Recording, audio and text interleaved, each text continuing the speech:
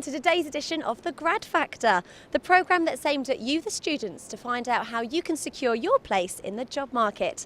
One question: what does Ozzy Osbourne, Cat Deeley and Cadbury's chocolate have in common? They all come from today's city of Birmingham. Like it or not, we're in a society where image means everything, and as a result, advertising and marketing firms are constantly evolving. WAA is one such company that combines commerciality with creativity to create business ideas. That all sounds very exciting, but in reality, do you really get a chance to be creative? We've been fortunate enough to speak to the founder of WAA, Andy Wilson, and accounts manager, Catherine Pooley. So Andy, you actually founded the company, so you're the main man, and most people will be really scared of you, but here everyone seems really happy and relaxed. So it seems like you've made a real effort to make it an enjoyable working experience. It's common sense really. If we can make it a fun and enjoyable experience to come to work, people are spending 8, perhaps 10 hours a day here. If it's fun, we can get the best out of them. I was just about to say that, do you find that you're getting actually better results out of people simply because they enjoy coming to work? It's got to be the case, hasn't it? If people are enjoying what they're doing, they can be more focused, they can be more enthusiastic, and I think it rubs off on clients when you get enthusiastic people working with you. It's more enjoyable for a client to experience the WAA experience and WAA staff. Now, you said you've been going for 25 years. I mean, that's an achievement in itself. What do you think really makes a successful advertising company? It's people. It's got to be people. That's all we are. If you think about it, we're 70 or so people here, and that really is all of our assets. And it's developing people, it's bringing them on, it's training them, it's getting the best out of them, whether it's the working environment or whether it's training and development to get the best out of them. And if we can actually get the best out of those people and apply them to the marketing challenges that come our way, then we're bound to generate success. And you actually founded the company yourself. That must have been quite daunting to start with. Yes, it was daunting, but in a sense we had nothing to lose. We had a huge overdraft, but we had a lot of ambition, and it was very hard work, but we made it a success, and 2 of us started it, and we soon grew to 5 and then 10. And it really became the large business that it is today. Now, you touched on that there was a few pitfalls. What sort of were the main obstacles you're coming up against? There's lots of obstacles when you're building a business right from scratch. In the early days, it's getting your product right. It's finding clients and growing them and keeping a sustainable client base. Has it been a challenge to keep up with technology? It has, and I think that's where employing graduates has been great for us. Because I think one of our second employees that we ever took on was a graduate, and he came straight from university, having studied graphic design at university, and he'd been one of the pioneers in learning to create work on an Apple Mac.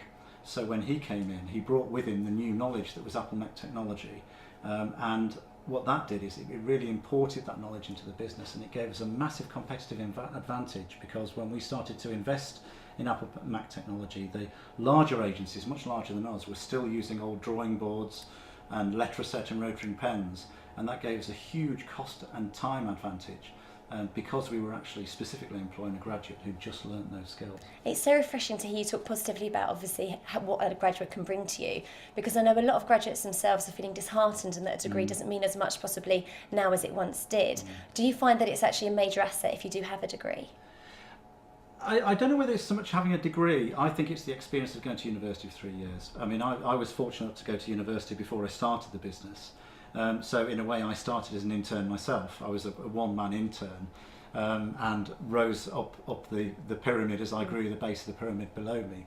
But I think it's the 3 or 4 year experience of university really makes a difference. We find that graduates are ambitious, they're enthusiastic, they're obviously clever and bright and intelligent, but they bring with them a kind of a freshness and determination, and I think that's and a sort of vibrancy, and I think that really adds to the agency. And when we employ graduates, it's noticeable that we bring in that kind of energy and fresh thinking, and I think it's really important that, you know, certainly you can get it from other things, it's not just university, but I think it's the whole university experience as well as the degree itself that brings those positive things to WAA.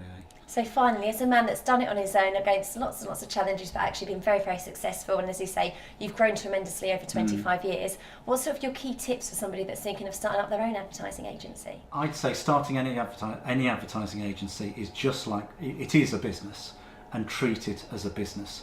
You may be highly creative, you may be very artistic, but an advertising agency is a business first and foremost.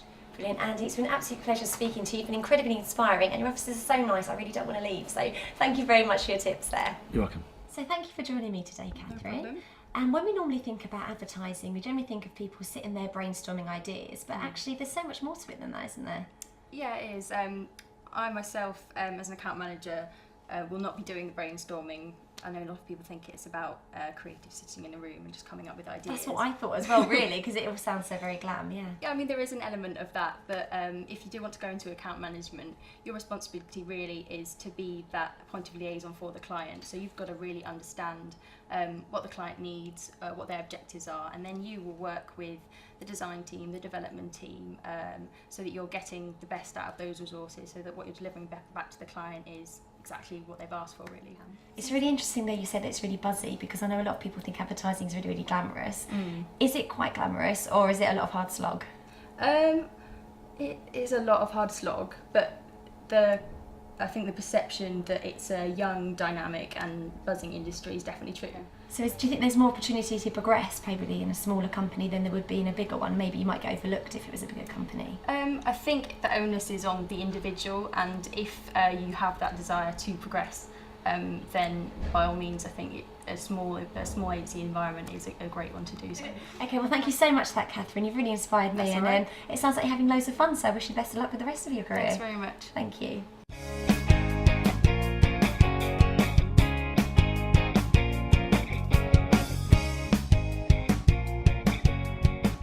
"400,000 graduates will be entering the job market this summer, all of them brimming with ideas of how they can shape the future. Many will be looking towards engineering, and so we've come down to the hugely innovative Jaguar Land Rover to get their advice on how you could potentially work for such an iconic company. So I'm joined now by Rob, Gill and Kundu. Thank you so much for joining me today. Now Rob, there must be, as I say, huge competition, but it does seem like a very male-dominated industry. Is that correct? Is there equally as much opportunities for the women? Well, I mean, the opportunities are there, but I mean, I think the problem, if it is a problem, starts earlier. So I'm sure on your course, female engineers were few and far between. Yeah. So I think it starts earlier, and then I guess the hires that engineering companies will make will reflect the population, I guess, that you will recruit from.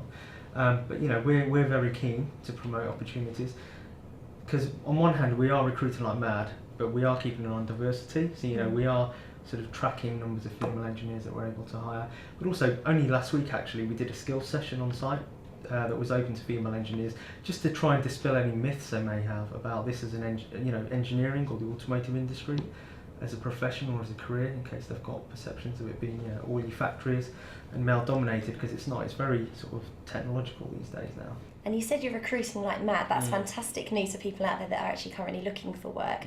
But what really key attributes are you looking for in an applicant? I think at a graduate level we don't recruit, we recruit for the person, and what I mean by that is we want someone who's going to fit into the organisation. So we're not after robots though, or clones. What I mean is we have a profile of people that demonstrate certain characteristics, and through the graduate scheme and through the training you get on the job, you'll learn how to do the role, if that makes sense. But you know, we recruit on characteristics such as, we want people that have got business acumen. So even for engineering, you know, technical knowledge is important, but we want people that can think about the wider business and not just be focused on that sort of aspect. But just people, you know, that have got motivation, commitment, drive, resilience, can take accountability. It's those sort of behaviours we want, can work within teams, and it's those sort of attributes that we assess on even at assessment centre. Yeah. Competition must be incredibly high though for a position like this. It is, but you know, I sort of use the analogy of a lottery ticket. If you don't try, then what's to say? And you know, everybody that we hire was up against the same thing, the same number of people. So it's one of those things, if you really want to join, then you've got to put a bit of effort in, unfortunately, but it's not a reason to not try. It's true for everything. And Kumbu, you're actually a recent graduate trainee. How did you find the application process? Were you quite daunted? Absolutely, it was really quite long and tricky, and all the questions were really in depth, or at least it felt like it. But you know, I felt it was definitely worth the effort, and I sort of sat down and did it over a couple of weeks. And So it's quite a lot of time. Some people don't often feel they have to give that amount of commitment. Yeah. But you felt that really paid off. Yeah, definitely. I think it makes a big difference. And like Rob says, you know, a lot of people I know actually sort of would just copy and paste the same answers. And I think it was quite good that I actually sort of sat down, went through the website. There's actually quite a lot of tips where if you sort of read and take them in, you can sort of direct your answer to what they're looking for. That's really good advice, because I think people have to remember that you're not against them. You actually want to get the best out of them. If they've made it through to interview stage, there's a reason. You see there's huge potential. So I guess you just want the best out of them initially. No, I'd agree. I mean, we're not there to catch anybody out. So, but then I know nerves can get in the way, but you just need to try and put those to one side. Fantastic. Well, thank you both so much for joining me today. It's absolutely fantastic. I mean, your eyes light up when you talk about the company, Yeah, so that says absolutely, everything. Obviously, the future looks very, very bright. So thank you for that. Okay, thank you.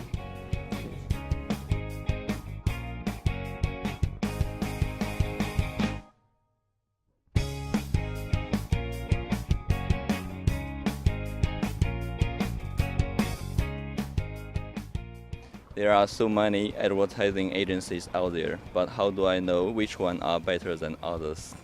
All advertising agencies are different, so you do have to find the one that's the right fit for you. Each one will have a different culture to them. There are things that can help you find ones that have a good reputation, such as Times Top 100 and R&R. Do you have an ideal graduate type? No, we do not. So, you know, one of the benefits, I guess, of online recruitment is you can accept applications from anywhere. So whilst we'll have a presence at certain universities where we'll have campus teams who will attend for presentations and fairs, we can't be everywhere, but that doesn't give students from those universities any advantage. So we'll accept applications, and all applications are treated on merit from wherever they come from. Is giving a creative application form the best way to get noticed? When I applied to agencies just after I came out of university, I did include a poem in my application. It's a little embarrassing, but I think it did get me noticed, and it's something people will commonly do something like that, and I think it does make you stand out from the crowd. But it is important to remember, as well as getting your personality across, that advertising agencies are at the end of the day a business, so they're going to be looking for professional people as well. So all standard things apply, like making sure it's laid out well, its spelling's perfect, and that you're just getting your message across well. What's your selection process?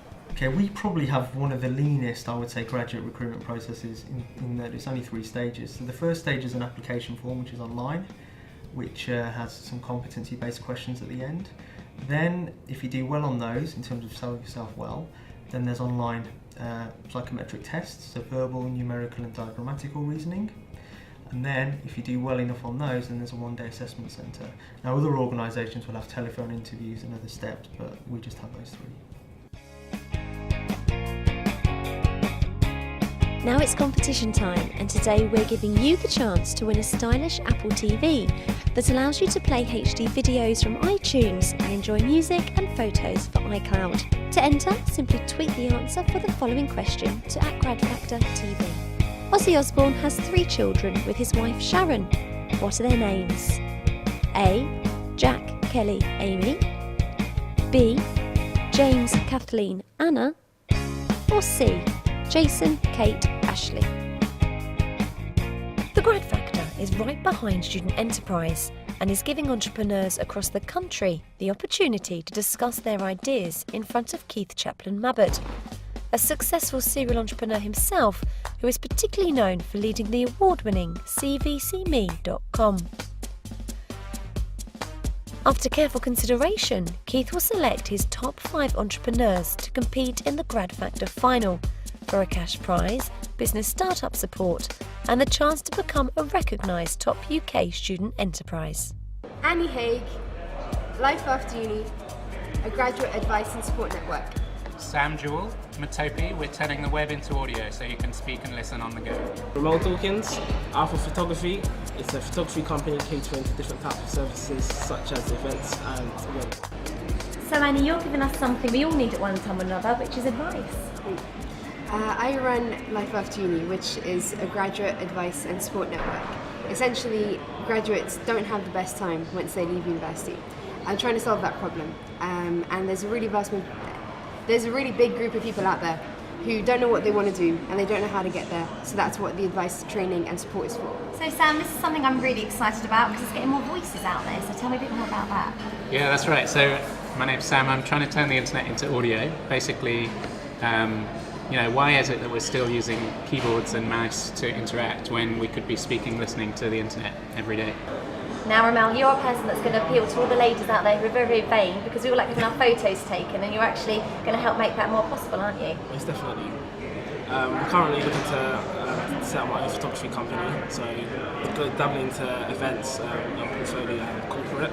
So basically, any type of events, from dinners, parties, or if you want like a photo shoot, that'll be basically something I'm looking to develop and be able to get myself out there and be the best photographer I can basically be. So what differentiates you from, say, going to your aunt or your friend and saying, I'm not sure what I want to do? It's because I want to have graduates themselves who provide the advice, who've been out of university for a couple of years more than the other graduates who come for the support. To have specialised support which, say for example, the job centres can't provide. To provide training events and networking events where graduates get together with other graduates, so they're meeting people in their own area who've got the same sorts of experiences and who are all going to help each other get to where they need to be. It sounds amazing, but how realistic is this plan? Well, it's just around the corner. I mean, you've seen Siri. Lots of people have tried it. Some people love it. Lots of people find it's not good enough. And the one thing we're doing that Siri doesn't do is using more than one voice. With Siri, you can't hear if it's a heading or if it's a caption or if it's a footnote, By changing the voices and the music and the sound effects, we can give you that information. So because it's in such early stages, how are you certain it's going to be a success? I'm certain it's going to be a success because everyone out there needs the photo taken, and not necessarily everyone has the kind of money or kind of connections to be able to find such a good photographer. So I believe that I'm able to get myself out there and through advertising myself and through recommendations, hopefully be a success. So because you're doing so many things like events, I'm assuming you're trying to keep this quite enjoyable. University is a great experience for everyone, and everyone who goes to university is like, oh wow, I did this and this is awesome, and everyone should go to university. But then when everyone graduates, they're like, graduate life isn't awesome. Why? So yeah, I do want to make it enjoyable. I want to solve the problem of graduate life not being as awesome as university life and figure out why things are going wrong for graduates out there. Can you give us some lifestyle examples of putting this to use? I mean, honestly, we spend more and more of our time stuck at our desks. And, if you're on the train to work, maybe you want to be listening and speaking some emails and getting through your inbox before you arrive at your desk so that when you're at your desk, you can actually do the work you need to do. Or when you're at work, you can be interacting with the other people at work rather than, stuck at your computer. So I'm assuming at the moment it's just yourself that's working for the company, Yes, is that's that right? correct, yeah. What's the plan? Do you hope to expand? Yeah, so I definitely be able to expand to basically have other photographers and possibly potentially go into videography as well. So for example like weddings, video, etc. and so on. So yeah, I definitely be able to expand it. So rather than just me being a brand, there's also other individuals as well to be able to represent the company. So how can students or graduates get this support and advice? Well, the first university training events are going to be running very, very, very soon. I'm working with some investors in the south at the moment to get the first course up and running, and so the details can be on my. You can find the details on my website. It's lifeafteruni.co.uk. How are you thinking once you've kind of got that from, say, sort of alpha, beta sort of stage? How are you going to actually market it? How are you going to sell it? I think we're going to kind of make it up as we go along in a way. Okay. I mean, we're going to try a few different routes, see what people love, see what people hate, and kind of take it from there. So the two of you will work as salespersons in addition to what you're going to be currently doing? Yeah, basically, yeah. I mean, I'm probably more of a salesperson than he is, I think. I'll be getting out there all the time. Do you have training in other multimedia venues? No, I don't know that. So you've got the website. Is there any other forms of advertising at all? Twitter, Facebook, everyone else, twitter.com/lifeafteruni. I update it every day and I put loads of new content up there, and I hope you guys will follow me.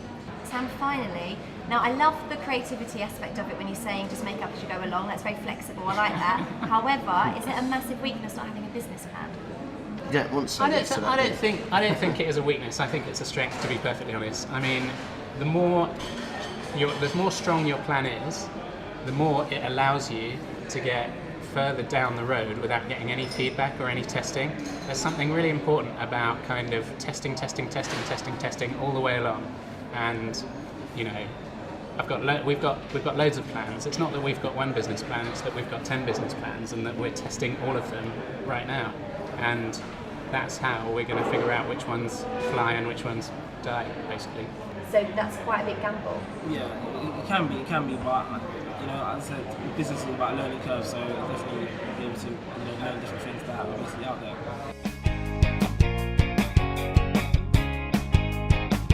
So I know a lot of you class this as your favourite part of the show. It's when we introduce to you undiscovered talent. And talented is certainly what these guys are. This is All Stars, so thank you for joining me today, guys. Thank you. Grad TV. You're very welcome. Now, I'm smirking because you've all got big grins on your faces, so I can kind of see how this interview is going to go. Yeah. Firstly, do you ever take your sunglasses off? That would be no. No, hardly. Hardly ever when you're at home, you must take your sunglasses off. Only when I take a shower. Yeah. Only when you take a shower. So how do you guys all know each other? We grew up around the same area, like in Essex and all of that, so kind of like naturally gelled, like living close together, being like interested in the same type of things. So were you all musicians before that, or did you start to get together and a sound started to develop? Yeah, no, definitely. We were actually all musicians before. It started off with myself and Chris, and then we actually met each member as time went on, and we found that what we had in common was the fact that we all liked to sing or write music and rap and all that. So that's why we actually had something in common with each other and spent time together. And that's where All Stars came from. I like Chris. He's a silent giant in the middle. I can just see him there chilling out. Yeah. So do you write, Chris, or is it a collective effort? Well, it's a collective effort, but as far as like the production and that, I do most of that, beat making and instrumentation. So yeah, we're trying to build something that people obviously would, hopefully recognize in the next years to come, and make something.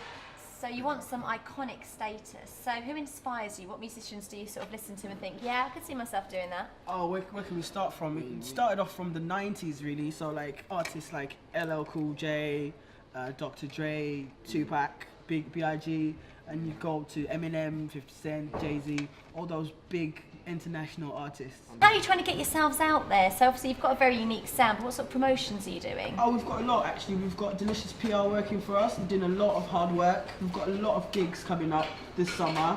We're going to be at Battle of the Bands. We're going to be at Beach Break Live. We're looking to go T4 on the beach.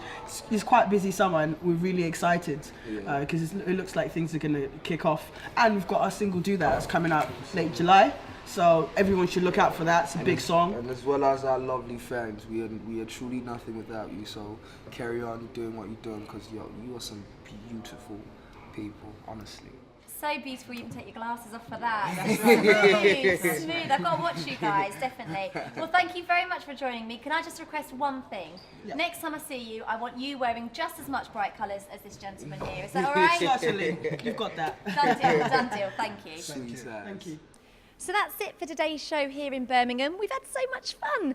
Remember to join us next time and we'll be in Cardiff. So until then, all that's left is for All Stars to play us out. Cheers. Let's go. Yeah. We are All Stars, ALL Stars. Yeah, got that. Let's go. Come on. Yeah. If you wanna hit the club, we can do that. If you wanna hit the bar, we can do that. If you wanna get down, we can do that. If you're feeling like a drunk, we can do that. If you wanna hit the club, we can do that. If you wanna hit the bar, we can do that. If you wanna get down, we can do that. If you're feeling like a drunk, we can do that. I don't need your number, girl. I'm just trying to cut tonight. I don't need your number, girl. I'm just trying to cut tonight. Yeah, touch your leg, making it shake, making it wiggle. Tell me what I gotta do to get my name in the middle. I'm playing with a string like I'm playing a fiddle. I've been trying to get with you, so tell me what I gotta do. There's Nuva in the house, and I know you gon' get wet, cause you gon' be aroused. She like it how I touch her. Now she telling me to put it in her mouth. I don't care if she ain't on T-Mobile. All that I want is a sleepover. On the bed, on the floor, maybe on the sofa. All stars on the telly now, chicks on the regular. The way she do it ain't no telling her. All she keep hearing from me is etc. I ain't feeling her, her friend better her. Ride her like a bicycle when I peddler. If you wanna hit the club, we can do that. If you wanna hit the bar, we can do that. If you wanna get down, we can do that. If you're feeling like a drunk, we can do that. If you wanna hit the club, we can do that. If you wanna hit the bar, we can do that. If you wanna get down, we can do that. If you're feeling like a drunk, we can do that. I don't need your number, girl. I'm just trying to cut tonight. I don't need your number, boy. I'm just trying to cut tonight. Girls, all type of girls. Red hair like Rihanna or down in curls. Or yo, Z, what you think about Nicki Minaj? Man, I deal with her alone, now I need a menage. Hey, yo, lights for the lively, nice for the living. Champagne spilling and good women. It's starting, we starting. Chilling at the bar, screaming Viva la All-Star. Falling out the club, man, I'm needing a chauffeur. The chicks that were with, man, we needed like 4 cars. After party, it's the after party. Calling all the girls to the after party. After party, it's the after party. Free alcohol at the after party. Hot damn, swimming in the women boat shoes, hot If you wanna hit the club, we can do that. If you wanna hit the bar, we can do that. If you wanna get down, we can do that. If you're feeling like a drunk, we can do that. If you wanna hit the club, we can do that. If you wanna hit the bar, we can do that. If you wanna get down, we can do that. If you're feeling like a drunk, we can do that. Oh my God, it's the second installment. No Facebook, but I love poking.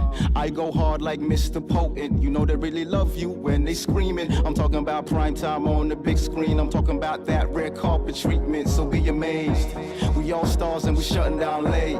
Hey, We can do it. sure. Sexy, I clap my hands and let them know it. The way I dress, yes, it's hot, they let me show it. When I step in the club, all the fellas I own it. At the end of the night, I'm a lady. Boy, I'm just trying to cut tonight. Boy, I'm just trying to cut tonight. If you wanna hit the club, we can do that. If you wanna hit the bar, we can do that. If you wanna get down, we can do that. If you're feeling like a drunk, we can do that. If you wanna hit the club, we can do that. If you wanna hit the bar, we can do that. If you wanna get down, we can do that. If you're feeling like a drunk, we can do that. Swaggin', swaggin', Grad Factor. Grad Factor, Grad Factor.